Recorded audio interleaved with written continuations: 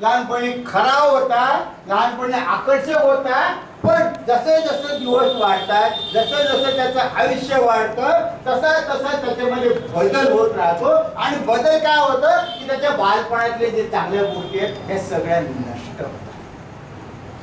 आणि म्हणून जेव्हा माझे मित्र मला बाल म्हणतात तेव्हा मला आनंद होतो. यस, परमेश्वराने जसं मला बाल रूप दिलं होतं त्यातल्या बालपणातले 2, 4, 5 गोष्टी तरी अजूनही माझ्यामध्ये आहेत. म्हणून माझे मित्र मला काय म्हणतात, बाल म्हणतात. 14 नोव्हेंबरला मला हॅपी बर्थडे म्हणून फोन करतात, मला खूप आनंद होतो. तर मित्र, तुम्ही म्हणाल की मन आहे, मन हे महत्वाचं जर आहे तर मनाचा आणि सुखाचा काय संबंध? तर मनाचा आणि सुखाचाच संबंध आहे. सगळं काही तुमच्या मनावरती अवलंबून आहे. आणि सुखी होण्यासाठी सगळ्यात सोपा मार्ग जर कोणता असेल तर पहिलं म्हणजे आपण गोड बोललं पाहिजे. ती म्हणत गोड का बोलायचं?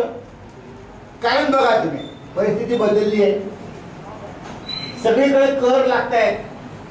लागतो की नाही कर?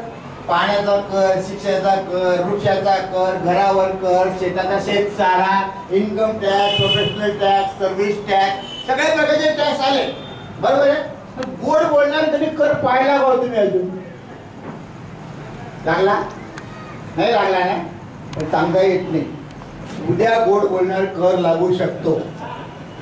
त्यावेळेस ते सांगतील तुम्हाला की तुम्ही कालपर्यंत गोड बोलत होते, तुम्हाला कर नाही लागणार, तर तुम्ही आता जर गोड बोलले तर तुम्हाला कर लागणार आहे. म्हणून ताबडतोब गोड बोलायला सुरुवात करा.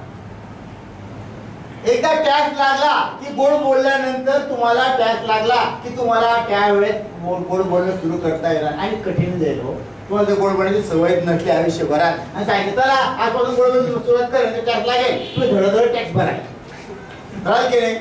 गोड बोलण्याला कधीही टॅक्स लागत नाही. दुसरं तुम्हाला उदाहरण सांगतो की मधुमेह होतो लोकांना, होतो की नाही?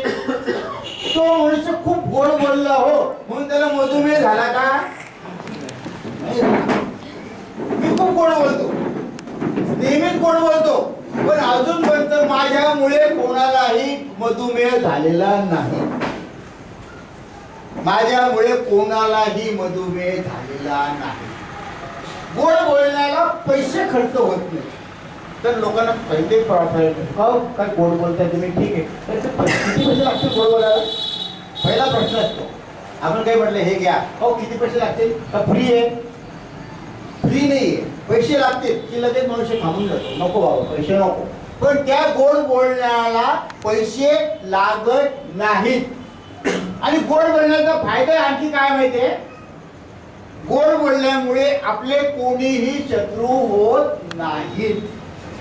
आपण लोकांना प्रिय होतो, आपले कोणी वाटच पाहतो, आपले कोणी वाट पाहतो आणि आपली कामं धडाधड होतात. ते एखादा तापट किंवा चिडका मनुष्य असेल त्याचं एखादं काम नक्की करून देईल, पण त्याच्या मागे जर एखादा मनुष्य काम करणारा असला आणि त्याच्यासमोर 2 लोकांचे काम असले, एक संतप्रिय मनुष्य आणि एक गोड बोलणारा मनुष्य, तो कोणाचं काम करेल हो? गोड बोलणारा. त्याला काही काम नाही, सरा जेव्हा तुरंत सारखं बोलत राहतो, याचं काही काम करायचं नाही. आता बोलत पण नाही तो, आपोआप त्याच्यात ते फायदे ते गोड बोलण्याचे करतात. इतके गोड बोलण्याचे फायदे असतात, पण गोड बोलण्याचे काही तोटे. गोड बोलण्याचा तोटा कोणता? की माणसाला आणखी एक नाव मिळतं, चंद्रशेखर देशमुख गोड बोलले. मिळू द्या, मिळतच आहे ना, हे जात आहे का? काही जात आहे का? गोड बोलले नाव मिळणार, त्यात काहीच नाही, नुकसान काहीच होत नाही. आणि गोड बोलल्यानंतर तुम्ही जर खूप गोड बोललाय आणि तुमच्यात जर काही दिसलं नाही, पण लोकांना कसं तुमच्यात कधी शोधायचंच असतं, तुमच्यात दोष शोधायचा असतो. मग ते काय म्हणतात, चला गोड बोलतो, हा मतलबी, हा मतलबी आहे, हा मतलबी गोड बोलतो, म्हटलं तेव्हा गोड बोलतो. पण जर तुम्ही कायमच गोड बोलत असलात तर ते सुद्धा खोटं ठरले जाते. आता कसं माहितीये का, आपण लाईनीमध्ये उभं असतो, लाईनीमध्ये उभा असताना एक मनुष्य दुसऱ्याला पेन मागतो, तो पेन देतो आणि तो पेन खाली पडून तुटतो. तुटल्यानंतर हा पेन त्याला द्यायला लागतो. पेन तो तुटला, तो बारका असतो बिचारा, असा बारका मनुष्य सारखा असतो. काय तुटलं पेन, मग तुटला तर तुटला, काय करायचंय, काय करू, मुद्दाम तोडला का, खाली पडला तुटला, मी काय करू त्याला म्हणतो. हा काय म्हणतो, अरे पेन माझं नाही आहे, मग यांचं पेन आहे. अरे बाप, सॉरी सॉरी सॉरी, अरे काही नाही भाऊ भाऊ. याचा अर्थ काय, मजबूत भविष्य दिलं तर गोड बोलायचं, बारका मुलगा दिलाय तर दाटून द्यायचं, हे सुद्धा चुकीचं आहे. हे सुद्धा गोड बोलायचं असेल सगळ्यांशीच गोड बोला. आता गोड बोलायचा प्रकार सुद्धा आहे.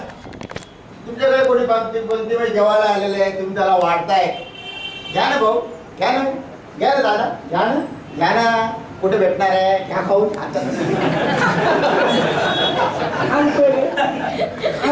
काय या गोड बोलल्याने आपण कधीही माणसाला नाराज करत नाही. आणि एक लक्षात ठेवा, जगामध्ये जर सगळ्यात चांगलं काम कोणतं असेल तर कोणालाही आनंद द्यायचा आणि हसवायचं आणि कारण रडवणारे खूप आहेत, रडवणारे खूप आहेत, हसवणारे खूप कमी आहेत. कोणी जोकर म्हणून द्या हरकत नाही, कोण म्हणतो उगीच हसवतो हरकत नाही, तो म्हणतो काही लोक हा उगीच हसत होतो हरकत नाही, हसू द्या, हसवा आणि गोड बोला.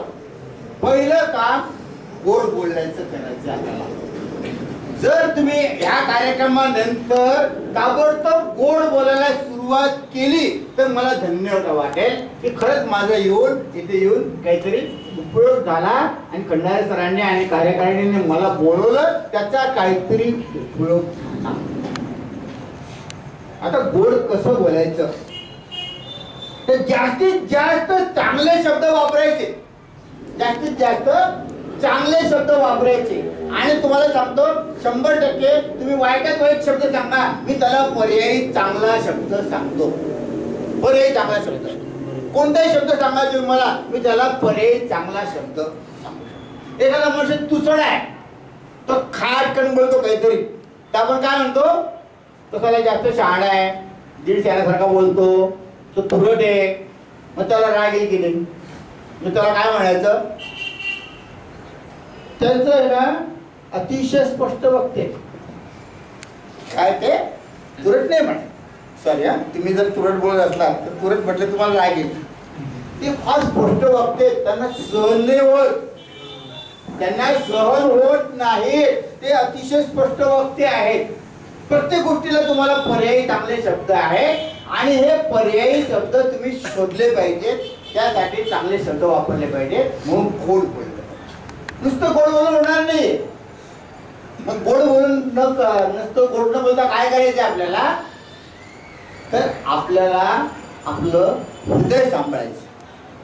ते मला हृदय का सांभाळायचंय, तुम्हाला माहितीये आपल्या जळगाव जिल्ह्यातील सर्वात श्रीमंत व्यक्ती मला वाटतं या 1 वर्षाच्या आतच त्यांचं निधन झालं,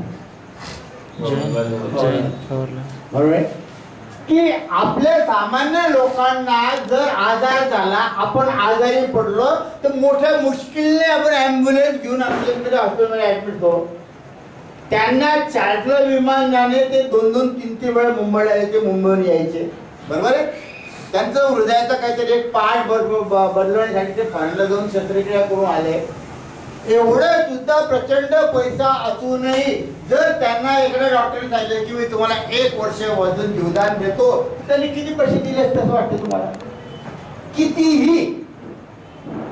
कितीही नशिरा वाटल्या सगळ्या लोकांची जेवढी संपत्ती आहे तेवढी सुद्धा त्यांनी देऊन टाकलं असते की मला 1 वर्ष वाचवा. पण ते वाचलेत का? काय नाही वाचले. काय बनपटलं त्यांचं? जगामध्ये तुमच्यासाठी तुमच्या हृदयापेक्षा कोणीच जास्त काम करत नाही. इथे आई आहे, इथे वडील आहे, इथे पती आहे, इथे पत्नी आहे. त्यांचा सगळ्यांचा आदर करून मी सांगतो की आईपेक्षा, बाबापेक्षा, पत्नीपेक्षा, वडिलांपेक्षा, सगळ्यांपेक्षा तुमच्यावर जास्त प्रेम जर कोणी करत असेल तर ते तुमचं हृदय, ते तुमचं हृदय. तुम्ही किती वर्षाचे आहात? 22 वर्षाचे आहात, बरोबर आहे. तुम्हाला वाटायचं की तुमचं हृदय 22 वर्षापासून काम करते तुमच्यासाठी, बरोबर आहे की नाही? पण मी म्हणतो नाही, तुमचं हृदय तुमच्यासाठी 22.5 वर्षापासून काम करते. किती? 22.5. वाढदिवस साजरे करतात. हा सगळ्यांचे वाढदिवस चुकीचे. ते म्हणतात 1 जून आहे तो चुकीचा आहे, कबूल आहे. कोणाचाही कोणताही पंडित नेहरूंचा 14 नोव्हेंबर वाढदिवस जन्मदिवस चुकीचा आहे. जबाबदारीने बोलतो मी फार. तुम्हाला माहिती आहे का, गजानन महाराजांचा प्रकट दिन असतो, स्वामी समर्थांचा प्रकट दिन असतो. तर 14 नोव्हेंबर हा जो पंडितजींचा जन्मदिवस आहे तो प्रकट दिन आहे. लक्षात ठेवा. माझा 22 डिसेंबर जन्मतारीख आहे माझी. माझा 22 डिसेंबर हा प्रकट दिन आहे. याचा अर्थ काय, माझा जन्म 9 महिने अगोदर झालेला आहे. माझा वाढदिवस कोणता आहे, 9 महिने अगोदरचा. आणि शास्त्र असं सांगतं की ज्या वेळेस तुम्ही आईच्या पोटात जन्म घेतात त्यानंतर साधारणतः 2 ते 3 महिन्यामध्ये तुमचं हृदय काम करायला सुरुवात. हे तुमचं हृदय काम करायला जे सुरुवात करतं म्हणजे तुम्ही ज्याला वाढदिवस म्हणता त्याच्या 6 ते 7 महिने अगोदर ते हृदय तुमच्यासाठी काम करायला लागतं. आणि तुम्ही शेवटचा श्वास घेईपर्यंत काम करतं. मला सांगा त्या हृदयाचं महत्व काहीच नाही. किती महत्व आहे आईचं नाही. आईचं महत्व मला जास्त माहिती आहे कारण मला आई नाही. पण त्या आईपेक्षा सुद्धा श्रेष्ठ कोण असेल, हृदय. आणि ह्या हृदयाला जर आपल्याला सांभाळायचं असेल तर आपण काय केलं पाहिजे, हृदयाचे मित्र कोणते पाहिले पाहिजे, हृदयाचे शत्रू कोणी पाहिले पाहिजे. जे हृदय आपल्याला आपल्यासाठी 24 तास काम करतो त्याला जपलं पाहिजे.